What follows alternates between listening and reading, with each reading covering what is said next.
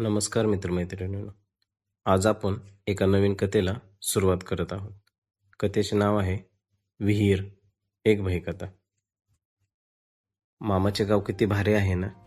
30 मोजकी माणसं, सगळीकडे हिरवीगार शेती, विहिरीत पोहायला जाणे, जुन्या मित्रांना भेटणे, मामीसोबत आठवडे बाजारला जाणे. वाव, किती छान ना हे सगळे. खूप दिवसांनी हे अनुभवायला मिळणार. मनातल्या मनात विचार करत एसटीच्या खिडकीतून बाहेर बघत विश्वास बसला होता. टन एसटीची बेल पडली. अंजनगाव, चला अंजनगाव, असे कंडक्टर ओरडून म्हणाला. तसा विश्वास लगेच उठला. बॅग घेऊन एसटीमधून उतरला तसा त्याला सागर समोर दिसला. सागर विश्वासच्या मामाचा मुलगा. विश्वास हा पुण्याला राहणारा खूप दिवसांनी मामाच्या गावी आला होता.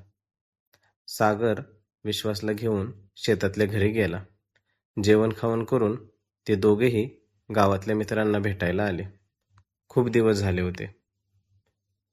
त्यांच्यासोबत गप्पा मारता मारता कधी रात्र झाली आणि रात्रीचे 11 ते 11:30 वाजले हे त्यांना कळालेच नाही. विश्वास दादा, चल, खूप उशीर झालाय, जावं लागेल आपल्याला, घरी बाकीचे काळजी करत असतील, सागर म्हणाला.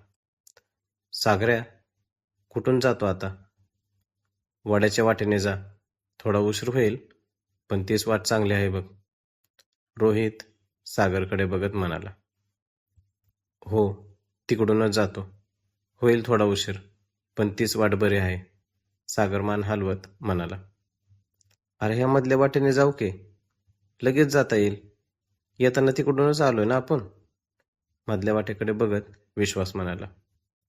हो, पण येताना उजेड होता दादा, आता अंधार झाला आहे ना, म्हणून नको तिकडून जायला, सागर म्हणाला.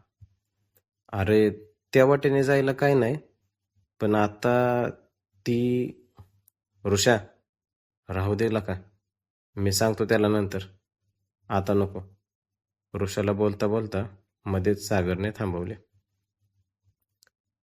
काय, त्या वाटेने काही प्रॉब्लेम आहे का? सांग की साग्या, का नको म्हणतोय तू त्या वाटेने? काय नाही दादा, मी तुला नंतर सांगतो, बोलता बोलता सागर मिचमिचत होता. नाही, मला आताच सांग, उगाच तेवढ्या लांबून नको जायला. काय नाही दादा, त्या वाटेला त्या वाघराचे घर आहे ना. हो, मग त्याचे काय? अरे, 7-8 महिन्यापूर्वी त्या वाघराच्या घरच्यांनी त्यांच्या सुनेला हुंड्यापायी छळले आणि तिला त्यांच्या विहिरीत ढकलून दिले. अरे बापरे, मग काय झाले तिचे? काय होणार, मेली बिचारी. आणि तिचा नवरा वगैरे? तो नव्हता घरी, बाहेरगावी गेलता कुठेतरी, आता आहेत सगळे झेलमध्ये. वाईट झाले राव, विश्वास म्हणाला. म्हणून नको म्हणतोय का तू त्या वाटेने? नाही दादा, फक्त तेवढेच असते तर गेलो असतो आपण, पण ती त्या वाटेला फिरत असते. कोणत्या जगात राहता तुम्ही? माणूस मेला की मेला, माझाही असल्या गोष्टींवर विश्वास नाही आणि तुम्ही पण ठेवत जाऊ नका. शिकलेली पोरं हाव राव तुम्ही, विश्वास हे सहजच बोलत होता. विश्वास, हे खोटं नाही बाबा, माझ्या वडिलांना ती दिसली होती, ऋषी म्हणाला.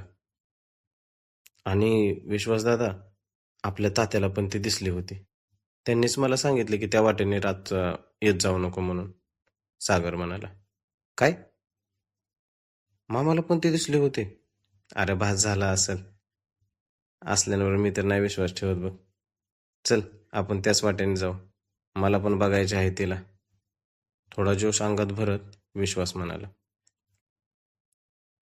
सगळ्यांनी खूप सांगितले, पण विश्वास काय ऐकायला तयार होईना. शेवटी नाईलाजाने पोरं साग्याला म्हणाले, सागर, जा त्याच्यासोबत, पण नीट जावा.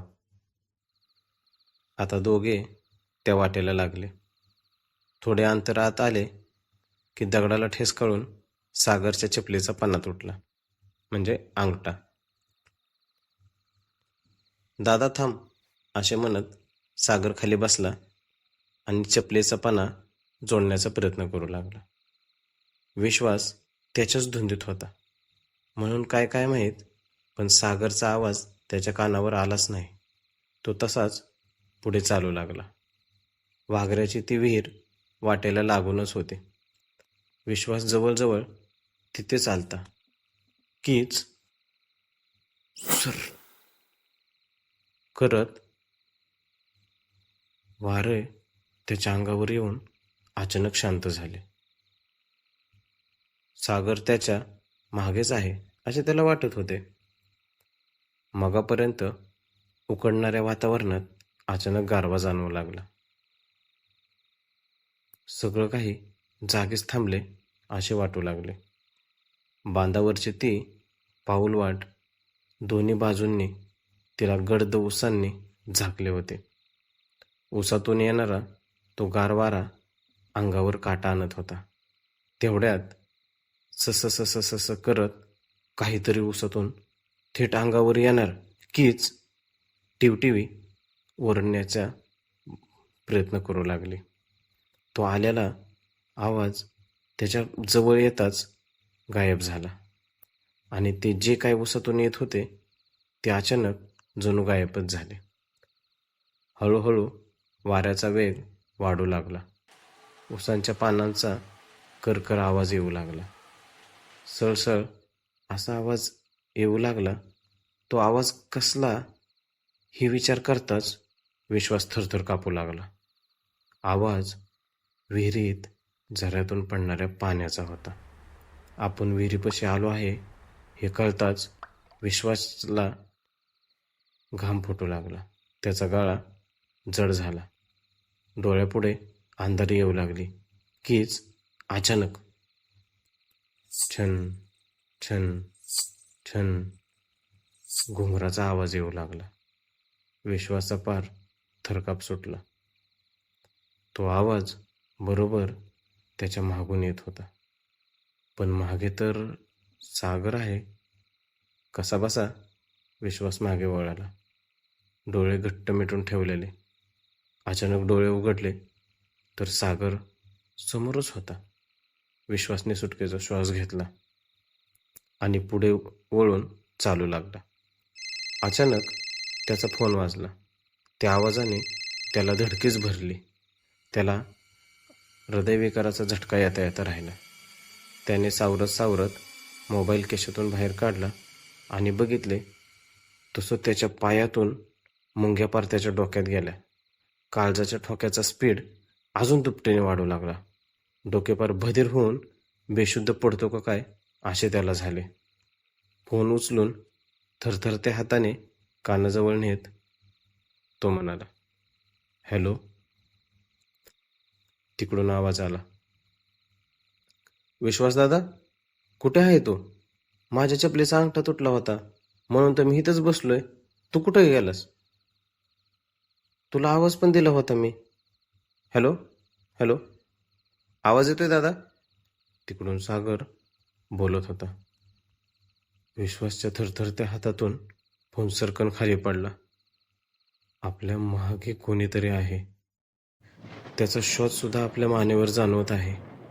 आणि मी थोड्या वेळापूर्वी मागे बघितले होते तर सागर माझ्या मागेच होता.